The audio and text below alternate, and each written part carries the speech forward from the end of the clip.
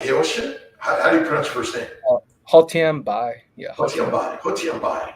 Let's see. Yes. Well, hello, everyone. Dr. Rob Kiltz from CNY Fertility. Haotian Bai from Patriot Conceptions. And we're here on a collaborative live to share stories about fertility using gestational carrier surrogates, donor eggs, and whatever fertility questions you have, we're here to share, listen, and learn together. But I want to know a little bit more about Patriot Conceptions. CNY Fertility, we're one of the leading IVF centers in America.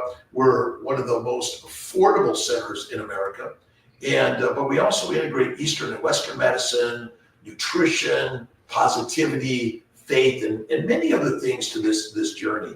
And I'm really so grateful to have Haotian Bai here today and tell us a little bit about his company and how they're helping build families around the globe. Welcome and thank you for being here. Thank you, Dr. Kiltz. Haotian Bai here. And thanks for the opportunity. I'm really glad to be here. So we are Patriot Conception. We are a surrogacy and egg donation service located right outside of Irvine, California. And what we do is we help um, all all populations, either your individual, single parent by choice, LGBTQ, or military families, or international guests. We help build families through surrogacy and egg donation.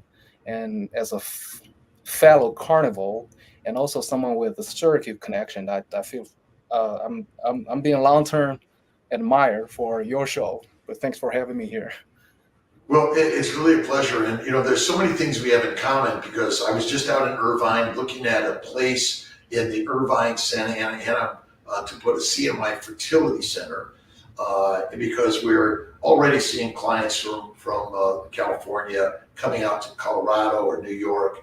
And we have so many people that are in need of a surrogate. And finding a surrogate is not that easy. And finding donor eggs is not that easy. And we're always looking for ways to recruit young, healthy women to donate their eggs or to donate their uterus to be used to carry a baby and help build a family. And when it's not working naturally, many people seek IVF. And if it's not working with standard IVF and placing embryos into the woman's uterus, sometimes a woman will take their own egg, partner sperm, embryo, and look to a gestational carrier. And sometimes we don't know why it's failing, but in many times it's either they're missing a uterus, or they have a highly damaged uterus with fibroids or adhesions, or I've had many women with a uterine ablation where the uterus has basically been melted shut essentially, and repairing it is not very helpful, unfortunately. And we're always, we often people will bring their own a friend or family member to be a surrogate or donate eggs. But we at CNY Fertility look towards the companies like Patriot Conceptions to help find surrogates and also egg donors. And young, healthy women is really what we're looking for. Is there the right woman that can carry a baby or donate eggs? And there's a huge spectrum in all of that. There's not one perfect candidate. And a lot of it is individual based on what the intended parent wants in this. Maybe you could tell us a little bit about how you search for a surrogate and or an egg donor, Haotian, and explain more about your company. Absolutely, a little bit of motivation why we started this business.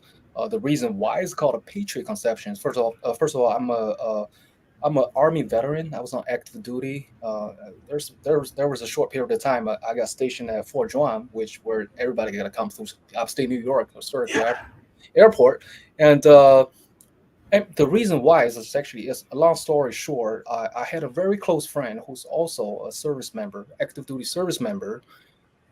He's a perfect example of someone who struggled.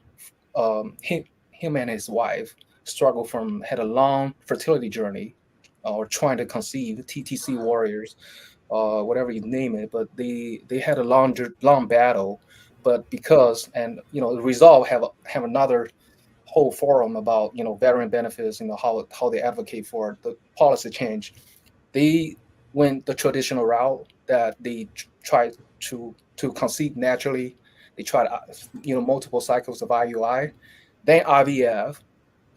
None of those worked, and I and the mo what struck me very hard was that back then it's very hard for someone who experienced that kind of struggle to openly talk about their experience and their pain, their struggle. So it's not until later when the tragic happened. What really happened was he had two, he had a twins, newborn twins, but passed away shortly after, 2 weeks afterwards. Then we traced back what happened. He was so devastated. He experienced his stages of pain and suffering, and then he started to open up to us. What really happened. It's a transferred untested embryo. Dr. Kiltz here can tell you all about it, what how that would endanger the pregnancy or the newborn's health. And he didn't realize all these options. There's third-party options. Maybe when the egg's not good or sperms are neither part or both, either or neither part is good. There's also third party option or uterus.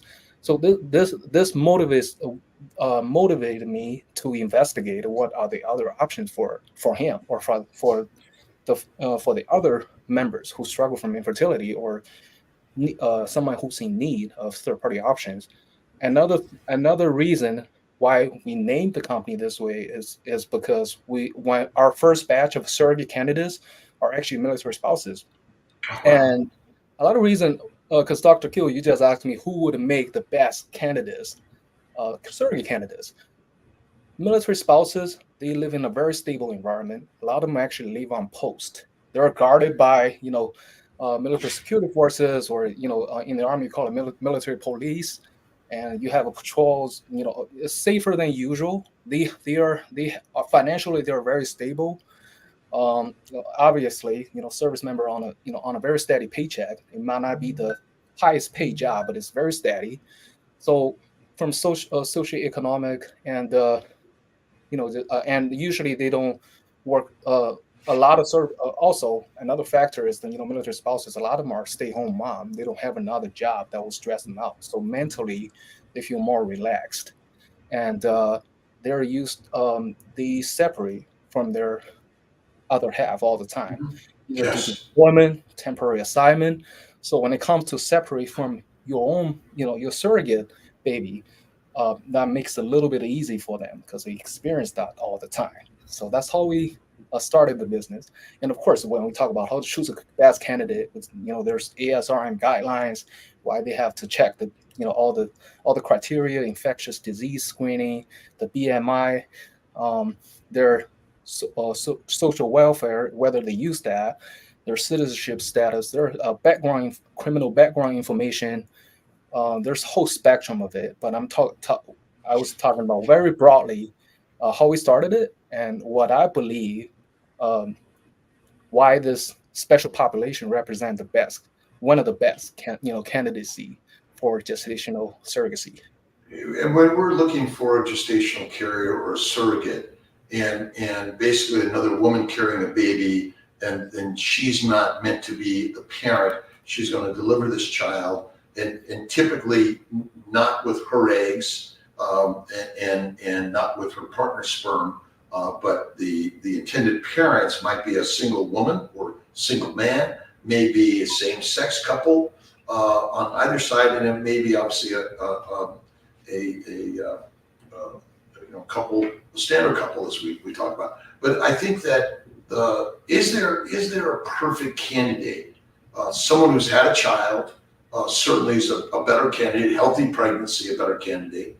And is it better to be under 40? Probably lower risk, probably under 35. But there are women in the 35 to 45 that have had children. I had a mom who carried a child for her daughter. The mom was 65 when she carried and delivered that beautiful child. So I think there's a broader spectrum of it than people understand.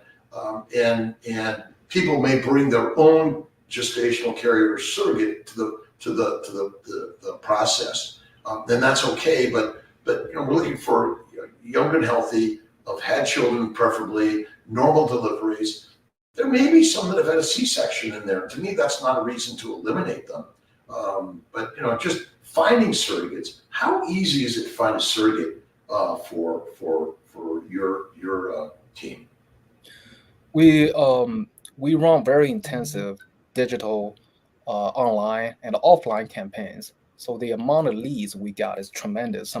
Like for example, last month we have 20,000 people registered in their interests, and think of it as like marketing funnel. Eventually, they're gonna fill out their application, their to collect their medical record release, HIPAA release form, their background check. So it started to trickle down. Eventually, the one that actually passed the preliminary screening, and they because once they started to fill out those information, they would know, oh, this might be a disqualifier.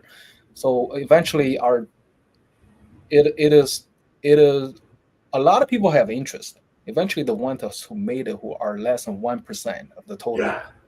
applicants. So we did a rough calculation. We had a little over 10,000 in the entire U.S. Based on of course 2021 start data is a little bit behind, but a little over 10,000 surrogacy transfer cycles. So that's they're out there, but it's a very difficult because all the factor you just mentioned, we use that as a screener. A lot of them is gonna fail. And there's some women that choose to use a surrogate because they don't feel comfortable carrying a child. It's a choice, but many of them do it because of either failed cycles, failed transfers, or they have other anatomic or medical reasons. Some may have severe diseases, a heart disease, or other autoimmune diseases that may preclude them from carrying a baby and being healthy and doing that. So it is such an important thing. And we talked about, around the globe, there are some people and some religious belief systems that may be counter to using surrogacy. They may be counter to IVF and fertility treatments also, but we support the use and need of surrogacy and donor eggs, donor sperm, donor embryos. And, family building is a right to all people around the globe. And that's something why I think it's important that, everyone's really given the opportunity to utilize this practice of using a surrogate. And tell us any stories that you can tell us, Haotian, about how some of the people came together and what it was like to go through the process and have someone deliver a baby for them and the relationships that may develop during and after. Yeah, so one of the recent ones we had is actually it was the intended parents. I'm not going to review any names. So it's actually an active service member from Fort Bragg. It was a Black Hawk helicopter, and him and his wife, they struggle from what you just mentioned, failed transfer cycle. Sometimes we had things called unknown fertility issue. So eventually, they chose a donor, an egg donor, then they pick a surrogate because the mother's health issue, have a what you had to just mention. She had a problematic uterus, and that doesn't really support a healthy pregnancy. And she chose someone in California, that who lived nearby, and they went through the entire process.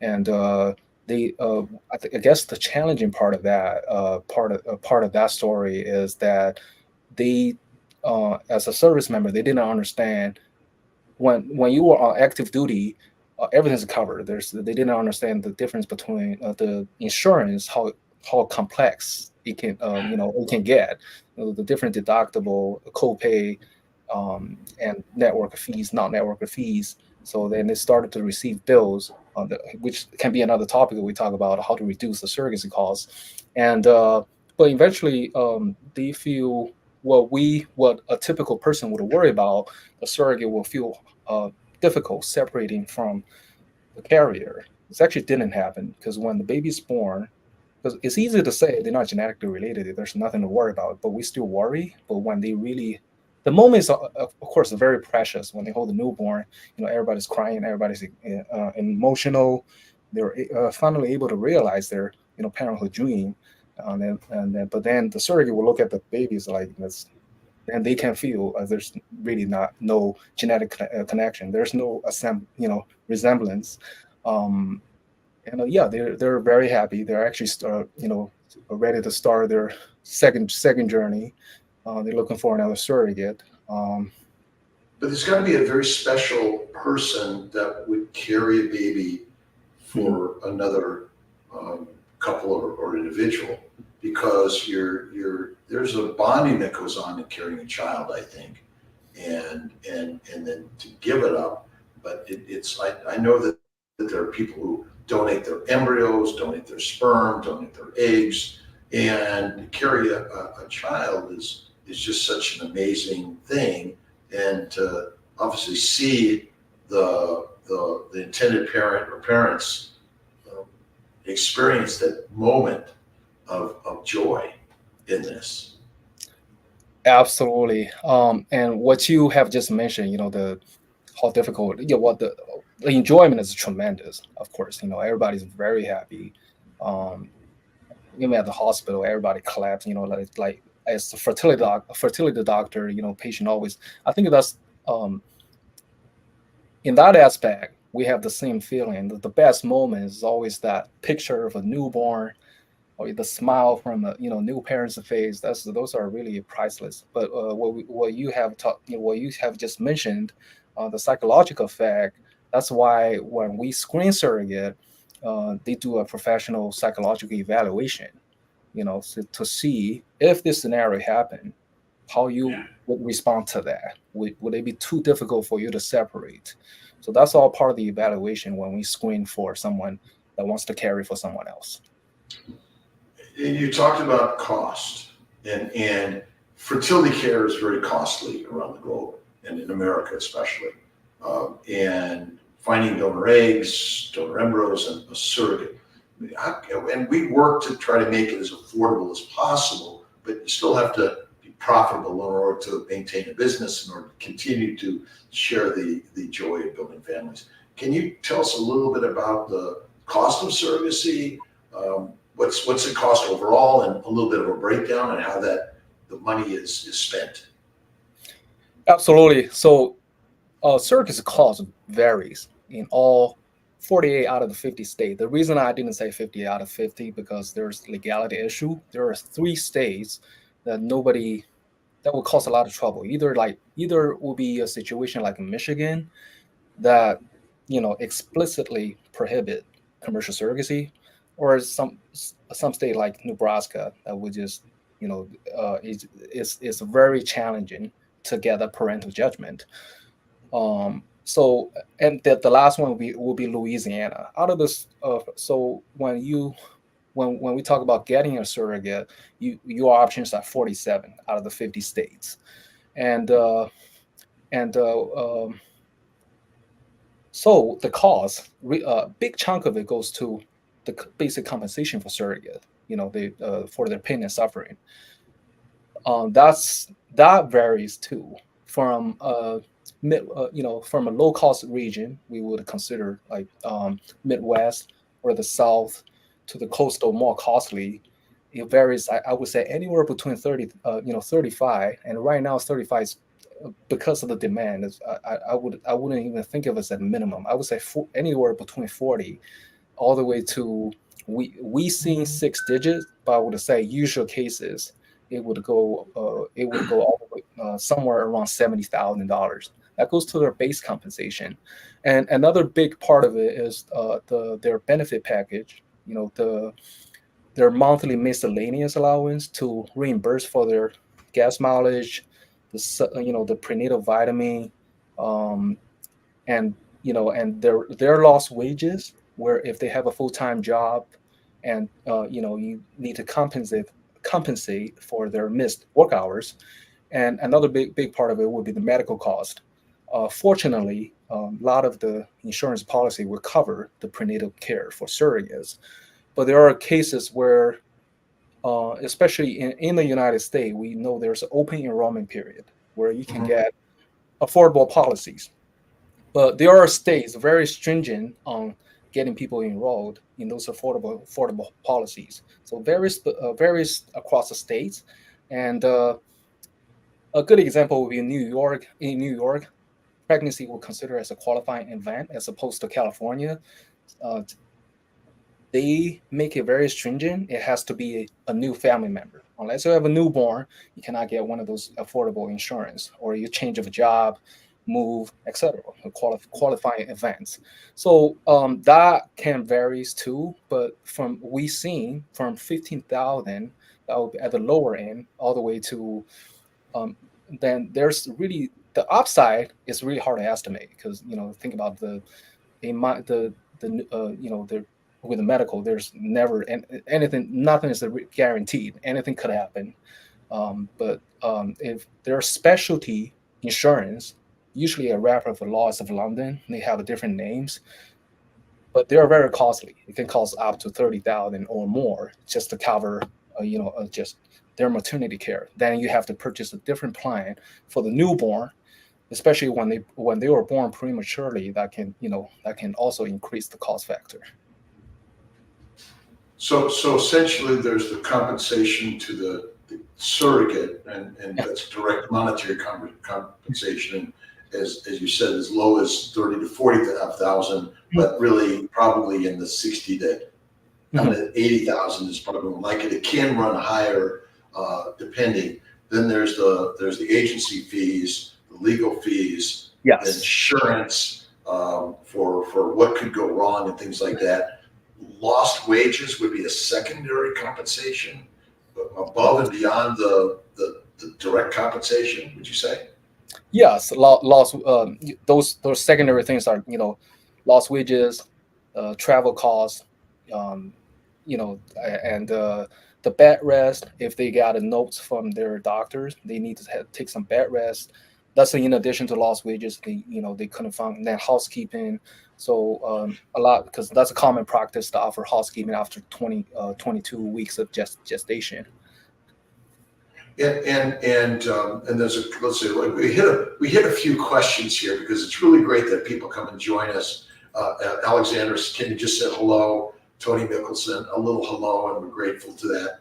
And we got a few questions. Let me scroll down. Vilma, let's see if I can get to Vilma says hi. Let's see. Post about surrogacy, and again, we posted it all around the globe. We want to support surrogacy, and I think again, it's back to the right of every woman.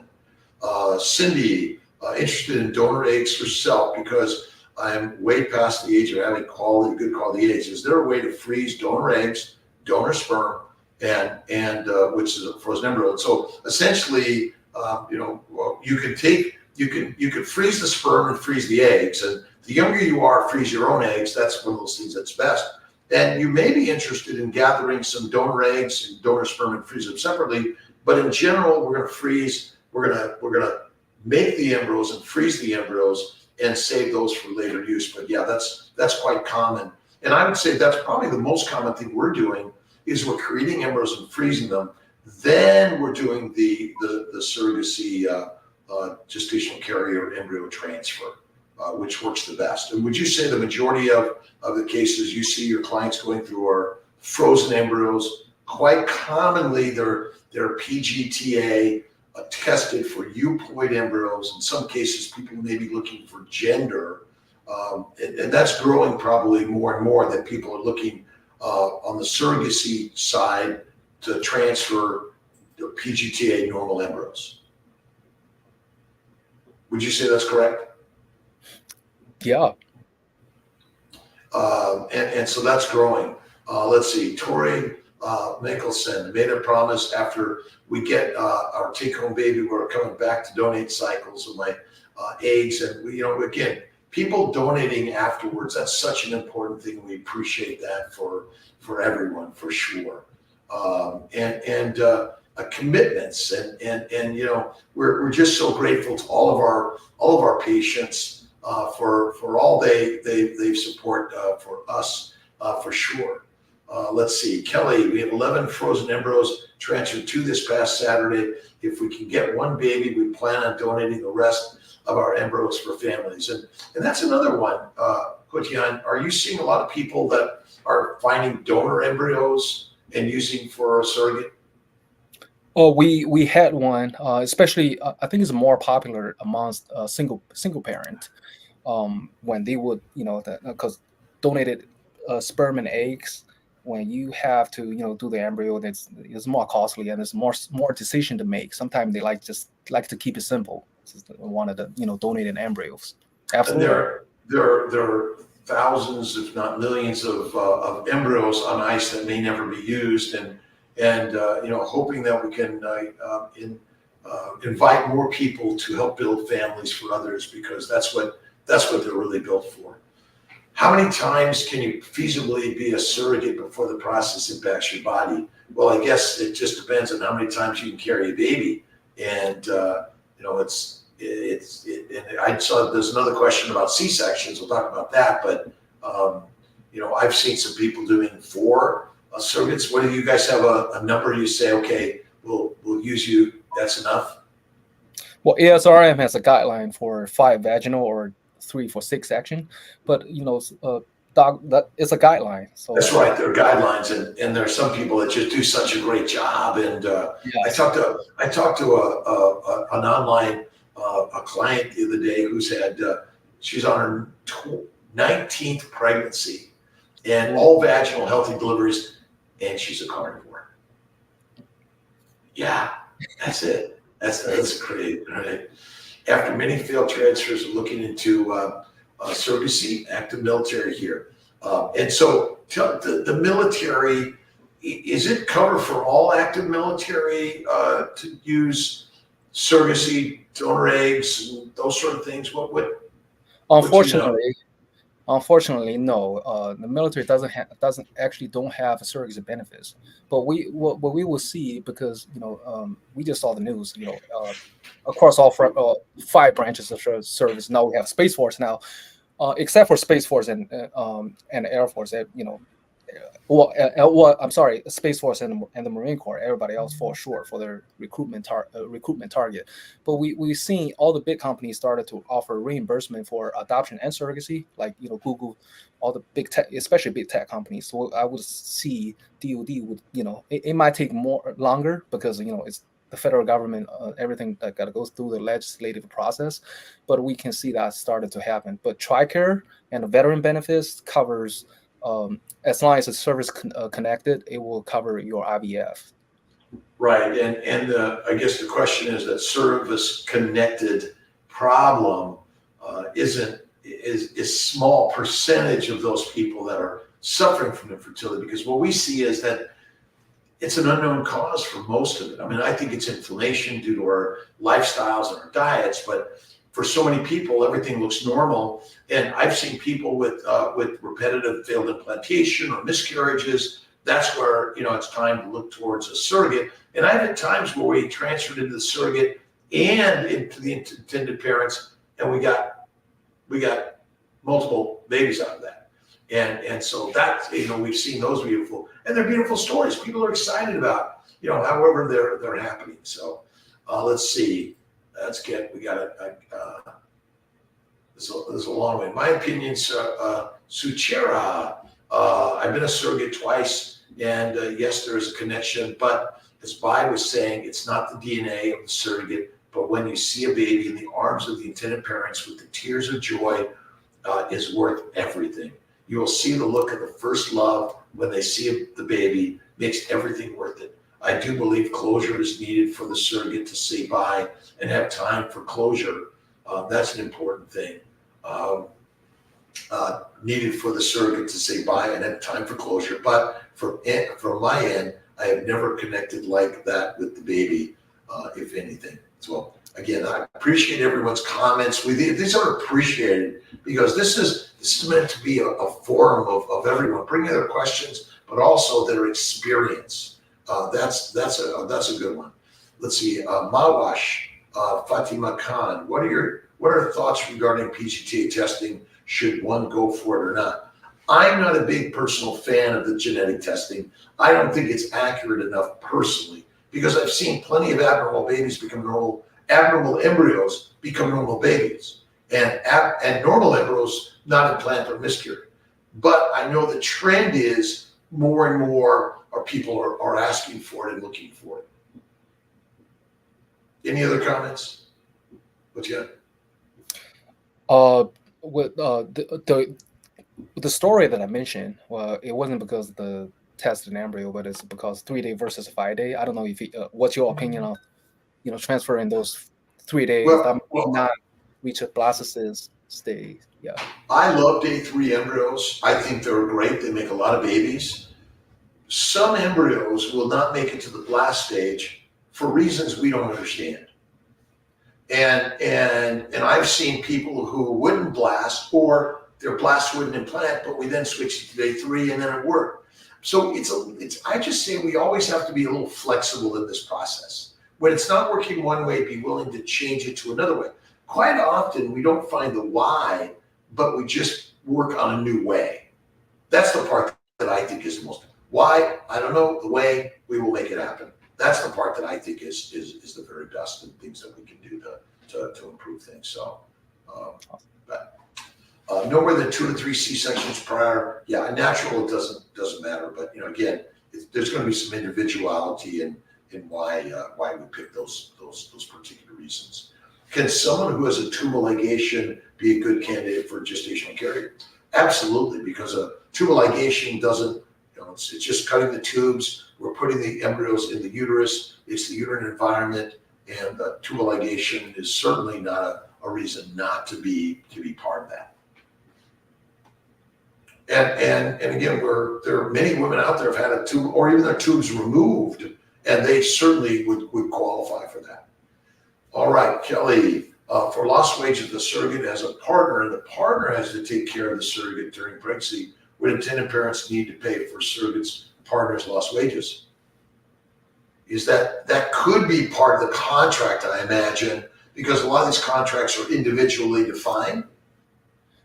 I wouldn't say. I say most of the cases you wouldn't even expect this, because when we talk about the very small percentage of women who would even make the screening process, so they're very healthy. They have absolutely no have a very little complication that have a little impact to their pregnancy, and they had at least one healthy pregnancy in the past. So the chances are that they need to be attended intensively are very slim.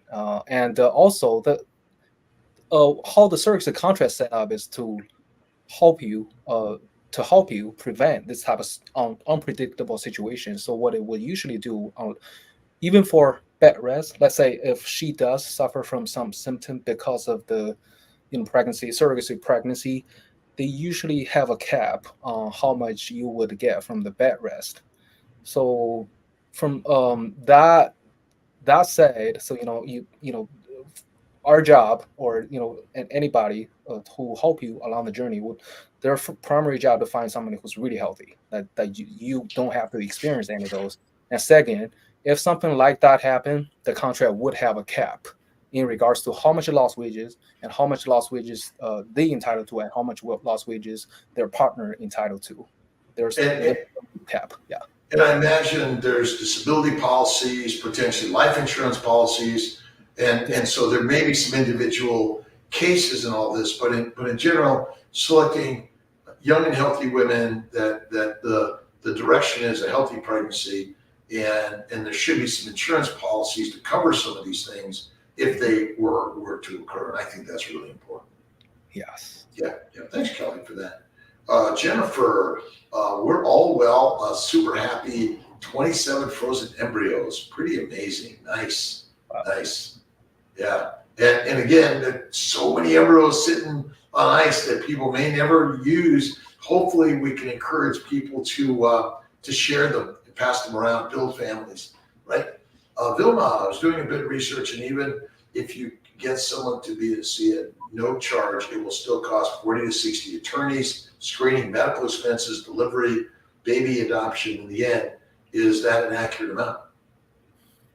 I would say, if I could do a quick breakdown, your attorneys are usually close to 10,000 for your initial contract, parentage, and then your escort management. Because especially when you don't go through an agency, you need a third party trust account or escrow account to distribute funds. Screening, that's somewhere between $3 to $4 grand. Medical expenses that varies, but like I say, from 15,000 all the way to 30,000, that could be it, including delivery.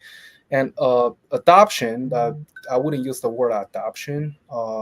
There are some states that will grant you parentage post birth, so it's very similar to that process, but that's included in the attorney's fee. So I would say that's a somewhat accurate 40,000 to 60,000, even if the surrogate doesn't charge you anything. In general, the reason for all of these legal in the right states is so that when that child is born, the intended parents are already identified in the birth certificate. Is that correct? Yeah, some state does pre-birth. Yeah, Yeah. Before the baby's born, you already have that parentage established. Yes. Yeah. Let's see. Success rate of PGT embryo in a surrogate. It's going to be the same as you would use in most women. But that's a good point, because otherwise, women with infertility may have some other reasons to reject an embryo, even if it's normal. But I'd say it's in the 60 to 70% range on average if you look at those. So, Jennifer, we appreciate you. Also, Courtney, a way to unblock your tubes. We can unblock tubes depending if they're proximally or distally blocked or it's a tubal ligation. But there are some ways to do that. Look at our family building guide or the CNY Fertility website. You get a lot of stuff. And I always say go carnivore. It reduces inflammation. And inflammation is the cause of all disease and all failures, right? Okay, Litsa Mavrothalassitas.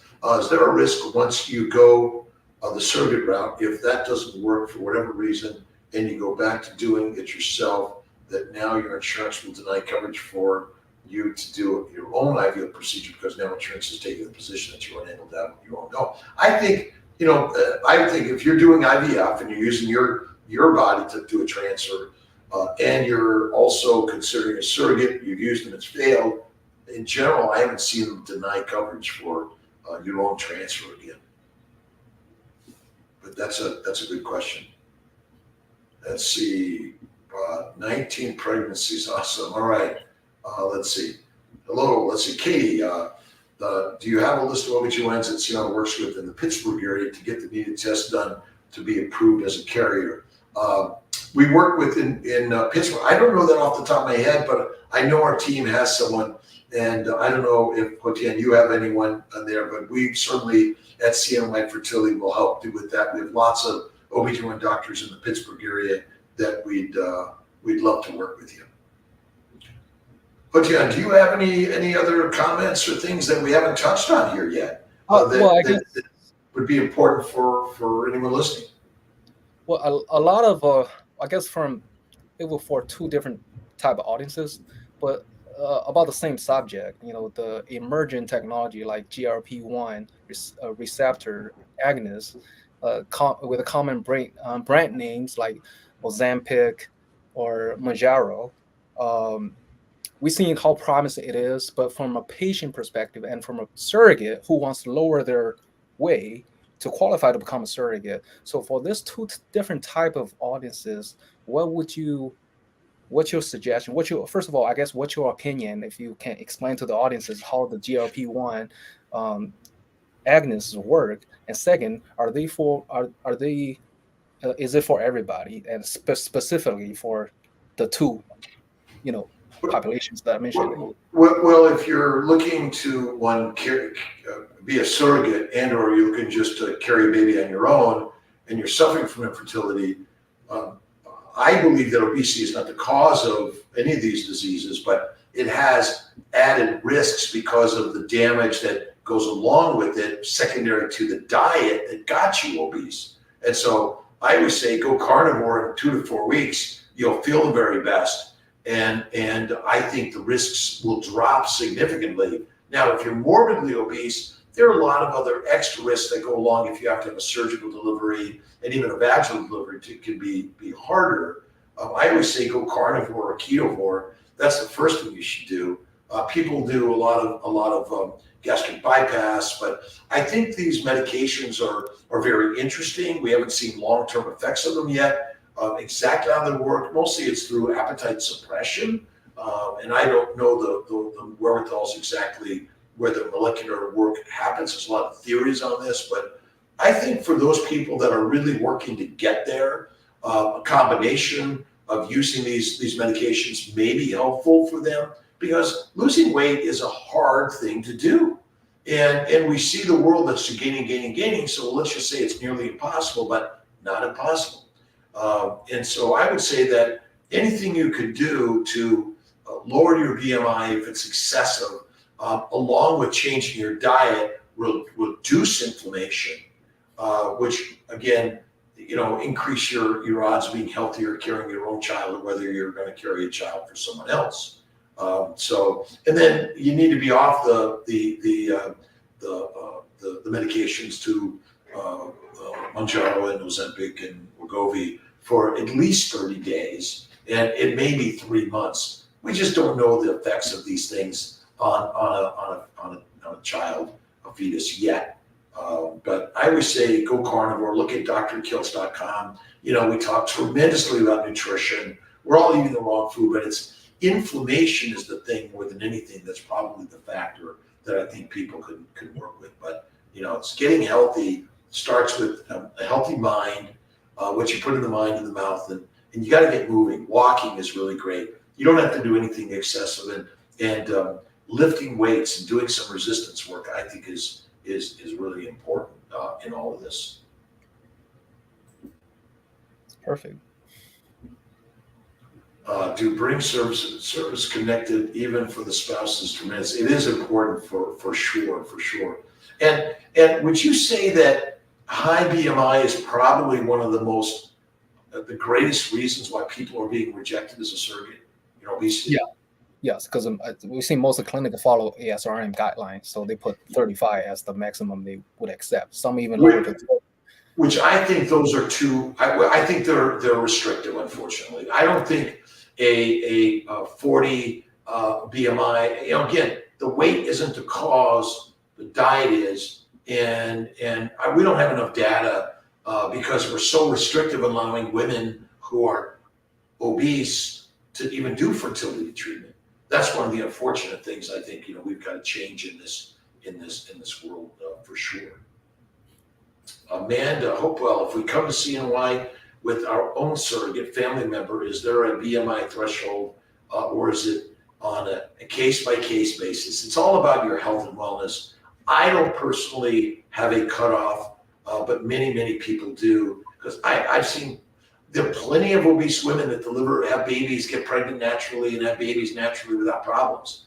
But definitely, it's kind of like if you have hypertension, it's a sign of inflammation. The hypertension is not the cause of disease, and obesity is a sign of inflammation, for sure. Let's see, I have 2 living children, but have had 2 stillbirths with no answers. Also considering IVF, would you recommend a surrogate?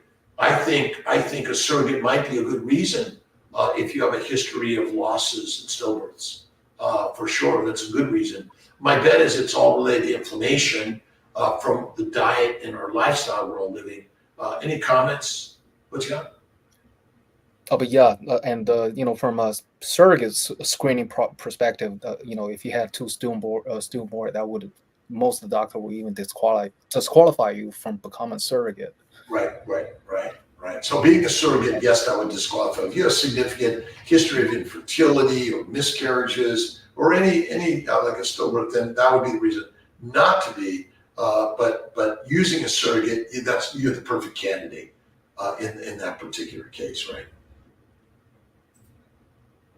Let's see, Alexander, thank you so much for your words. Let's see here. Crystal Whalen, I'm in Canada. What's your opinion on independent surrogacy and working with the agency? I worked with both as a surrogate.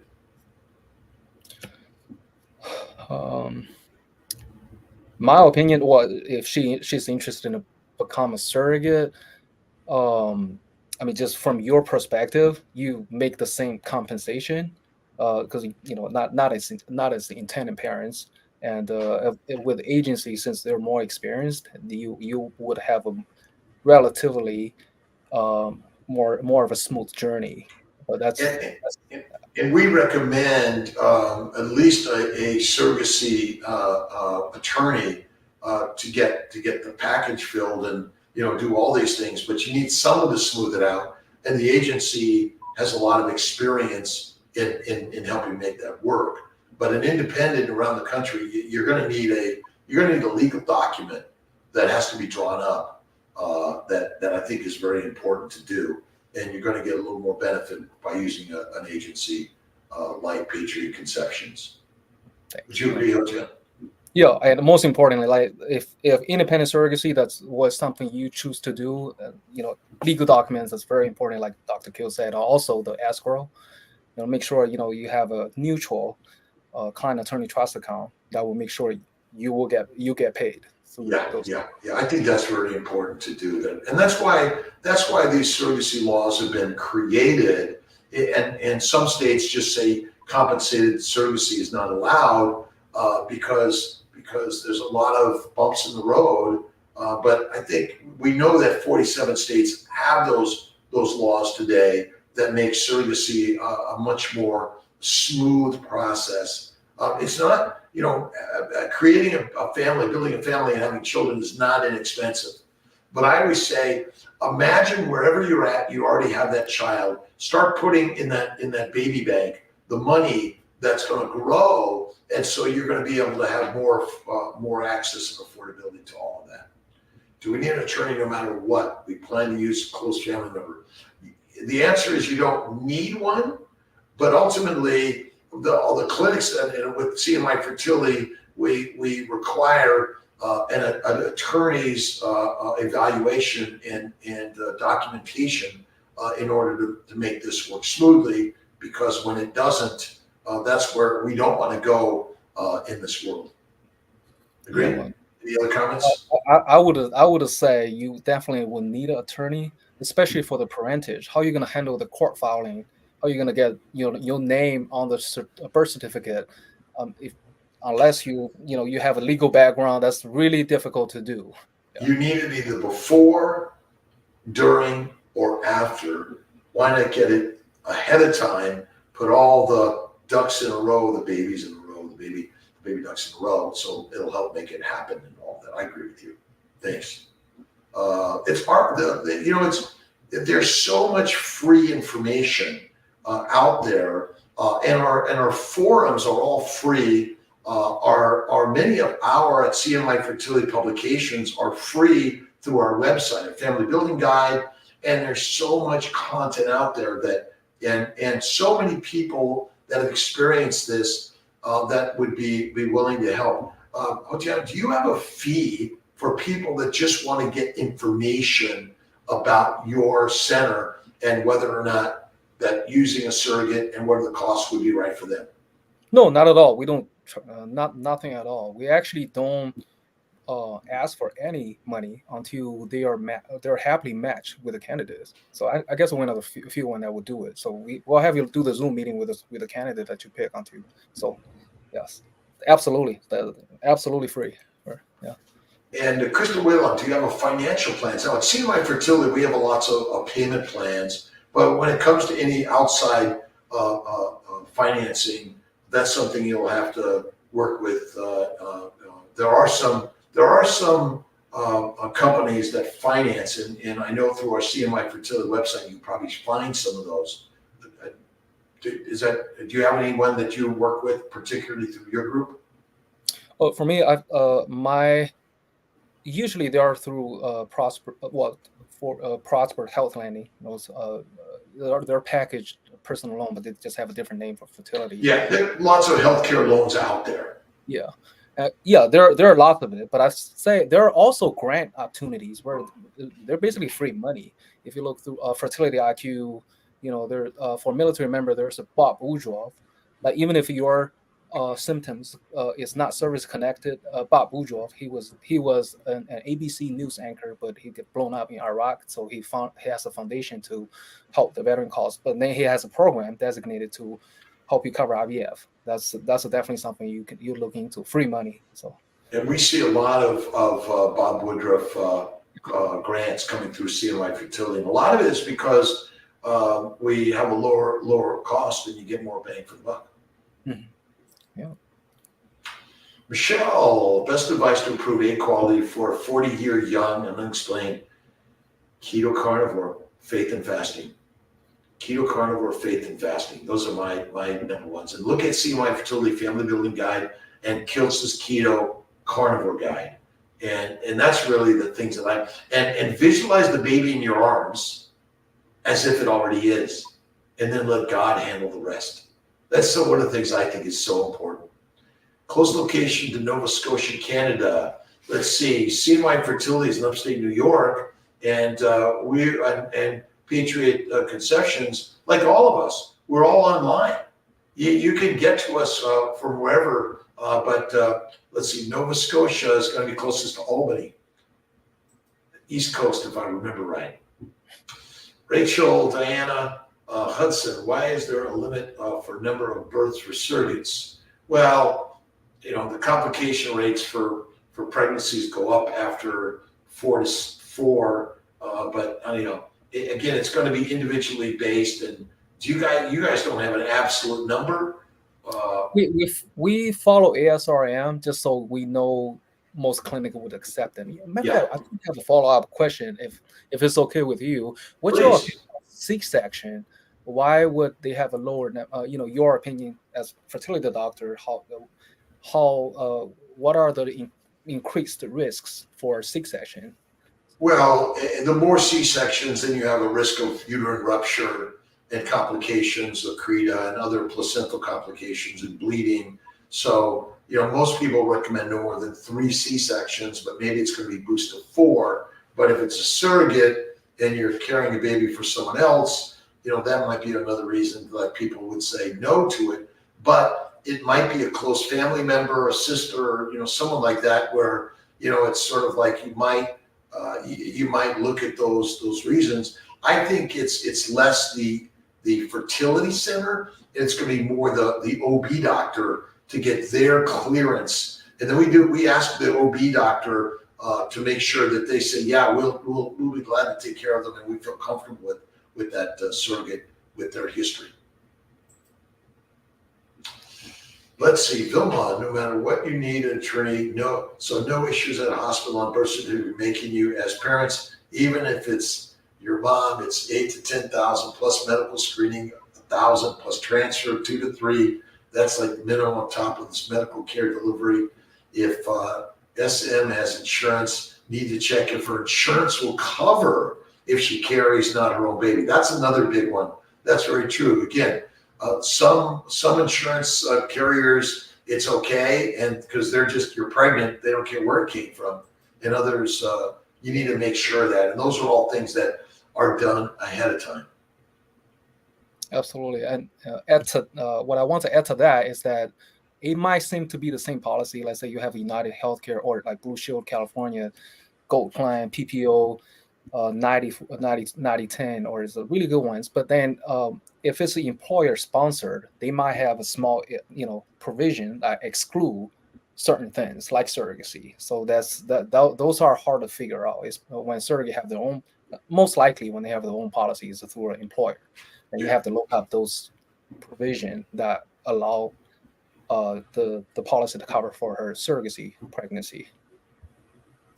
So if you have your own, do it. So we have our own egg donors, and we have embryos that are often donated, but we will work with Patriot Conceptions to help find both of these for anyone, and you also help find fresh donor eggs. You're not collecting eggs and freezing them and having them in a bank. Do you have them in a bag? Fresh cycles for our donors, yes. What's that? It's all fresh cycle that usually agency only do for fresh cycles. Right, Not, right. Which I think is really good for a lot of people that just failed from frozens and looking at fresh, and you want to get all of them for sure. Jenny Robertson, thank you so much for that question, by the way. Crystal Whalen, I agree, definitely legal needs to be involved. Absolutely.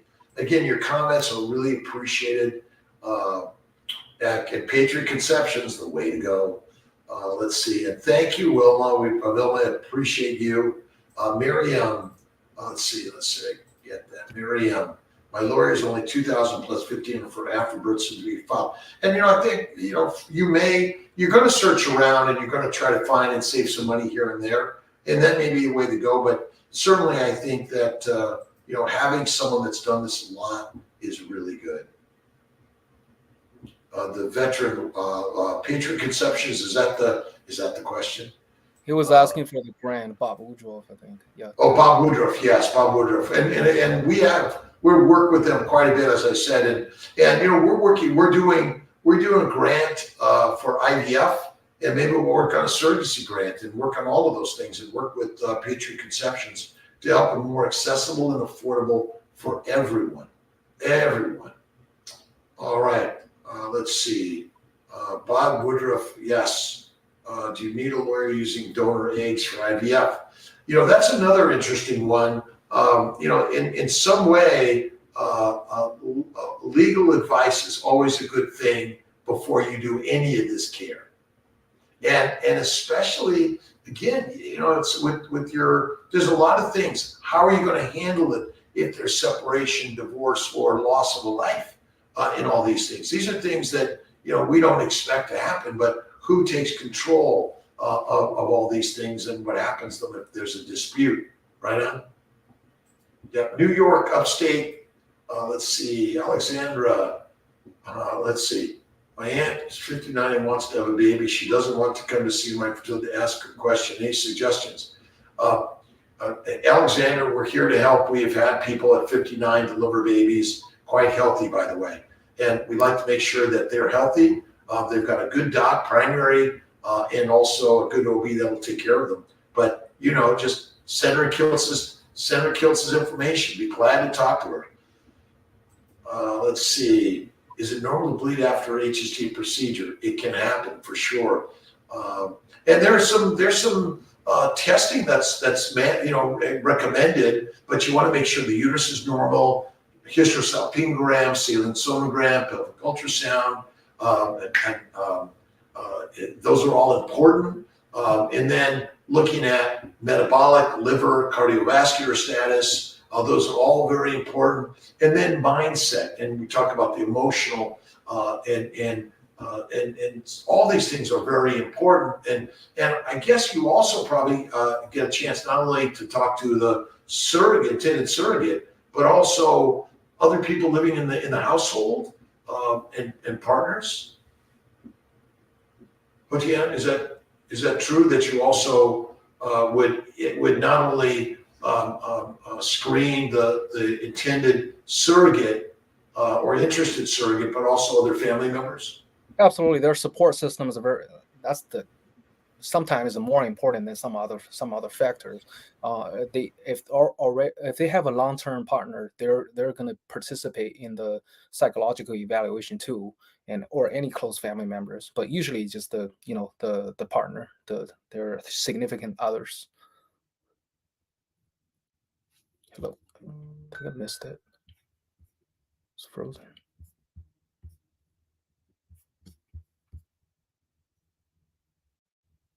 Wait, is it me?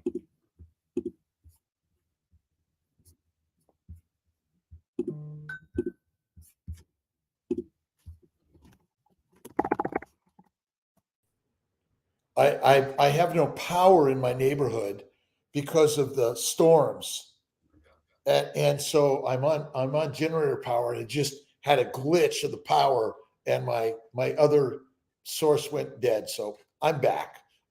Where were we? Oh, we were asking about how if we screen the support system, like their significant others, and the answer is absolutely yes, and they will participate if they have a boyfriend, husband, or any life partner, they will participate in the mental health evaluation along with the carrier. Very, very, very important for sure. Let's see. And again, Rachel, it's our pleasure. It is very valuable information. Let's see. In the middle of my journey now, I've had multiple miscarriages. So now I'm doing surrogacy. That again, so many people are looking that route. And I think, again, the more we have people like Patriot Conceptions share their story and tell people about this opportunity. So, hello, Luciana. Let's see. All right. Let's see. Jenry, thank you. Not a candidate for IVF. So many doctors here locally said I should look into donor eggs. We've seen women in their mid 40s who, and even women younger with lower AMHs, do a few things like priming and keto carnivore, and their egg quality, embryo quality, and uterine environment can be improved. By the way, it's our pleasure. Our pleasure. Yes, it froze. We died for a moment, but we're back, and I think maybe it was like the time is up. I don't know if it spelled that, but we appreciate everyone today in Haotian Bai and Patriot Conceptions.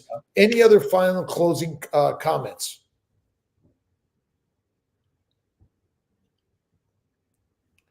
Do you have any final closing comments? Oh, no, but thanks so much for the opportunity. I thought you were asking about the audiences, and absolutely, there's tremendous. It's a very helpful, and of course, we've been advising the best practice. What the best practice that you mentioned in the slide, we've been mentioning that to our intended parents and the surrogates. Inflammation is a cause to a lot of things. So sometimes you got to simplify. Just put the names aside. A lot of attribute to inflammation. Carnivore. Lifting, all that healthy lifestyle. We're a big advocate for that, so we can have more healthy women to help change lives. Absolutely, and healthy women, healthy men, healthy parents, healthy family, and surrogacy and donor eggs are an abundant opportunity that we're going to see growing in the coming years. And how can they find you? PatriotConceptions.com. We're on LinkedIn. We're on social media. A lot of you joined through the social media here. We had a little collaboration, but it's digital age. And we want to all co-join and follow each other. So important. And we're here to tell. And Alexandra, I'd be glad to review it with you. And again, thank you to Crystal and Alexandra and Sydney and everyone else being on here today. Dr. Rob Kiltz and Haotian Bai from Patriot Conceptions. Blessing to everyone. Thank you for stopping in. Thank you, Dr. Kiltz.